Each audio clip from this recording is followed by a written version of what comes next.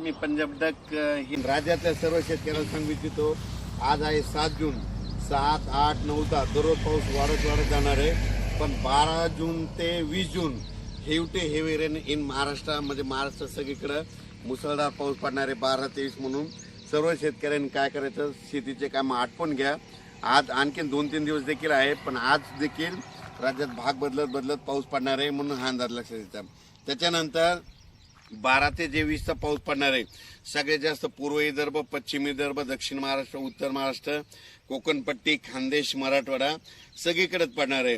पण राज्यातल्या सर्व शेतकऱ्यांना सांगू इच्छितो की म्हणजे आज 7 जून पासूनच राज्यात, मी म्हटलं होतं ना 6 जून पर्यंत तुम्ही कामं आटपा. 7 जून पासून म्हणजे आजपासून बघा दुपारी 3च्या नंतर राज्यात ठिकठिकाणी पाऊस सुरू होणार आहे. काल देखील खूप ठिकाणी पाऊस झाला. नाशिककडे झाला, पुण्याकडे झाला, दौंडकडे झाला, आज देखील पहाटे सोलापूरकडे खूप झाला. असाच पाऊस काय होणार, दररोज वाढत जाणार आहे.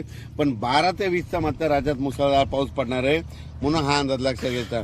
ज्यांचे कोणाचे आणखीन थोडे कामं राहिलेले असेल, तुम्ही 11 जून पर्यंत 11-12 पर्यंत काम आटपून घ्या, म्हणून हे अंदाज सगळ्यांना लक्षात येतात. आणि ज्यांच्या शेतामध्ये पेरणीसाठी ओल असं तर तुम्ही 12 तारखेपर्यंत पेरू शकता. सोयाबीन जर पेरली तर तुम्हाला सांगतो, सोयाबीन पेरल्याच्या नंतर 1 दिवस सोयाबीनला शांत झोप पाहिजे. म्हणजे पेरल्याच्या नंतर त्या दिवशी शांत झोप म्हणजे कशी की त्या दिवशी पाऊस यायला नाही पाहिजे.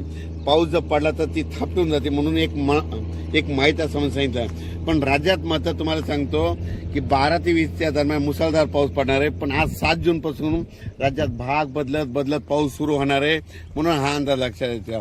हे बीड जिल्ह्यातलं आरणगावचं इथे साठवण तलाव आहे, 80% भरलाय.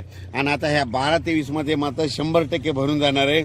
आणि यावर्षी बीड जिल्ह्यामध्ये जिथे छोटे तलाव आहे सगळे भरून खडे देखील फुटणार आहे. सगळ्या विहिरीमधून वरून पाणी वाहणार आहे, म्हणून हे बीड जिल्ह्यासाठी आनंदाची बातमी.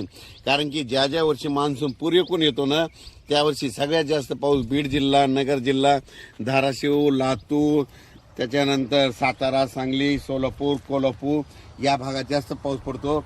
आणि यावर्षी देखील पुरेपूरच मान्सून असल्यामुळं यावर्षी बीड जिल्ह्यात खूप पाऊस पडणार आहे, म्हणून हा अंदाज लक्षात येतात. अचानक वातावरणात बदल झाला तर लगेच एक मेसेज दिला जाईल. धन्यवाद.